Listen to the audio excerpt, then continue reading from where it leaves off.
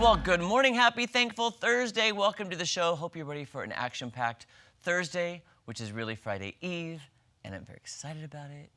I'm Jeremy Ramp. And I'm Maddie Conklin. Good morning, everyone. Yes, it is a Thankful Thursday.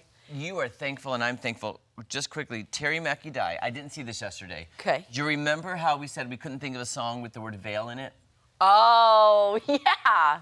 I said, please message us, and I didn't see this till today. Terry McIdy just said, "The Long Black Veil" by Johnny Cash. Do you know how that goes? No. I'll be Googling that in the commercial. I'll Google. Matt Shuey up there, "The Long Black Veil," Johnny Cash during the commercial, please. Thank you. Requested now. Anyhow, okay, I wanted to talk about something that G asked me or mentioned the other day. He said, I hope when we, have kids, they get your time management skills. So I started thinking about it. I was like, is time management, like our time management skills, are they taught? Or is it just kind of like inherent within? Well, give me an example. Okay. What do you mean? So he asked me this because he gets to the gym around 5:30 and then has to leave by 7 to get doggies on a walk to then get to work by 8. Okay? Is this morning time? Morning time. Yeah. So 5:30 a.m. he gets to the gym. I didn't know he got up that early. Okay. He's been doing really well. Okay. Anyways, so 5:30. He said he spent a half an hour just putzing around the gym. So then he had to rush his workout. And I was like, okay. Another example for you. My friend Molly, God love you woman, always late. Will show up late to her own funeral. When she had her kids, she's very strict about nap time and dinner time and bedtime. So she's got those times. But anything else, she's going to be 10 to 15, 20 minutes late. So it got me thinking, I'm like, is time management, do you learn it? Well, Is it inherent? Or is it, like, are you just special if you have good here's the time thing. management skills? For an example for me, we were constantly late for church. Okay. So I, as an individual, am never late to anything. So I think it's something you learn and you observe and you do the opposite. Okay. We were always late to church. So and my grandpa always said, if you're early, you're on time. If you're on time, you're late. And if you're late, don't bother. Right. So that's the way I always am. I hate wasting people's time. Yeah.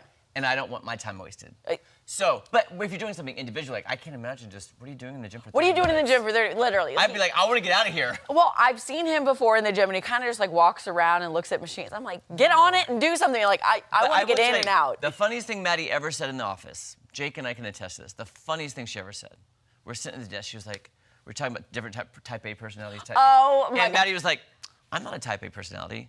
And we were like, yes, you are, Maddie. Okay, remind everyone what type A is. Type A is you get things done, you are in charge, you are not a procrastinator, you have good time management, you are on top of things, you're a forward thinker. Like, for instance, before Maddie got here, dishing it, we got all this stuff together the morning of. Yeah. Maddie starts like her first week, and all of a sudden I look over on a Monday, I'm like, what are you doing? She's like, I'm gathering stuff for dishing it for Thursday. I'm hoarding it. I'm like, girl, we got 3 days. Like, we usually do it the morning of. I know. Okay, so yeah, I guess. I was like, Yeah. but I am too, though, so I'm not judging. Yeah. I'm the same way. Anyways, it was just a food for thought. I'm like, is it learned? Is it inherent? Is it genetic? Like, I think you can learn it, but you have to stick to it then. Yeah.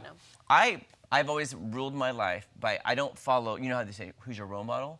I look at role models I don't want to be like versus role models I want to be like. Oh. So I look at people who've maybe had a harder life or done things wrong. I'm like, oh, I don't want to end up like that, so I'm going to do something different. Okay. So that's why anyway. I like it. There's food for thought. And there's what's happening on that screen to tell you. And by the way, I just noticed that's orange. I hope we can change that for spring and maybe make it blue. Ooh, that would But be it's great. perfect for fall. I just noticed that. Anyway. It is. And speaking of fall, and speaking of orange, there's nothing worse than carving a pumpkin only to find out it was rotten to the core by Halloween, which I've done. The deer have eaten it off my porch. Keep in mind, once you carve that thing, Once you carve that thing,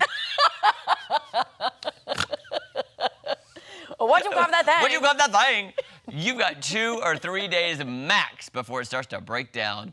Once you cut into it, mold, bacteria, and critters get in there and they do that thing, breaking down that pumpkin's flesh. And it happens rather quickly. 1 minute you've got a fun, lopsided grin, it's like, well, hey there, I'm tipsy. And then the next minute you've got a collapsed orange blob. Ain't nobody got time for that. If possible, wait until I can't even make this. If possible, wait until the day before Halloween to have the ultimate pumpkin carving experience. That way it'll be beautiful and fresh for the big day. Here's what I gotta say. That's way too late. I want that pumpkin all month long. Exactly. You know what? Let it fall. Let me like, by Halloween, it's like, It's more scary that way. It's more Yes. spooky. It fits the theme of the holiday. and I did not carve one this year, but in years past I have. I usually carve them or have them, and then I throw them out into the woods for the deer to eat. Why'd you carve that thing? What'd you call that thing? What'd you call that thing? I know it. We're gonna have a whole song by the end of the show today. I know it. I just feel it in my bones. I apologize if I'm annoying today. I apologize, guys. I love you. We're delirious. I love you so much. Yes. No, saying. that's exactly what you do. You let the pumpkin do its thing, and then you throw it in the woods and let the animals get after it. So It's the circle of life. it is. And you know what else is the What? circle of life? Death. Wow. Now Wait, I'm depressed. I know, I'm kidding. You know I love a good haunted story, a good haunted mansion. And a new study now reveals which states are the most haunted, okay? Researchers pinpointed the most common spots for phantom sightings by analyzing more than 1.8 million ghosts of America records over the past century and social media reports. The states topping this list, you guessed it, Jeremy's home state of Texas, What? Louisiana, California, and Utah, with New York taking number one as the most haunted state with 81 sightings per 10,000 people. And Georgia took the spot for for least haunted with only 6 sightings per 10,000 people. That surprises me. Now you might be asking where Missouri ranks on this list. Well, thank goodness it's towards the middle with 42 sightings per 10,000 people. Well, here's what I will say. Too many guys. numbers. Don't even know what any of it means. Tomorrow will be Maddie and I's The Haunted Highlight episode. Oh, Speaking yes. of haunted. So if you're in one of those states that's high, do what I told Maddie when we went to the haunted house. I always say, the Lord is with me. The Lord is with me. Satan, get thee behind me. Get thee behind me, Satan. You shall not prevail. Now that one totally left my head when we were in there. I just said, help me, God. God is with me. Lord is with me. I pray to you. Thank you, thank you, thank you. I pray the whole time because I'm like, I'm not letting those evil entities and spirits in my orb, in my body. So it surprised me that Georgia ranked least because like Savannah is like the most haunted city in America because so much war and tragedy happened there. So for Georgia to be the least haunted, that just, you know. But then I was thinking about New York being number one. Think of all the mobsters, all those big tycoons, all the, you know. And it's very rich historically. So. Rich historically, yes. Interesting medicine, yes. Yes, yes. But yes, and also check out our haunted highlight tomorrow. Yeah. I think it's at noon, right? I don't, I yes. asked Tony. Anyhow, It's gonna be really funny. you'll be proud of me. I'll just say. Yes, very. Tom Schmidt, personal question. Yes. Oh. Have you ever had a paranormal experience? Have you witnessed anything in Oklahoma? Because I didn't know where Oklahoma ranks on that Oh, list. that's a good point. No. Okay. No. Thought I'd ask. There's some pretty good ghost towns in Oklahoma, though. Oh, Are there? Yeah, actually, you guys go down to Miami quite a bit for the Buffalo Run Casino. Mm-hmm. There's one not far from there called Pitcher. It's an abandoned town. There's some kind of, it was like a mining disaster or something that made it uninhabitable. I want to go visit now.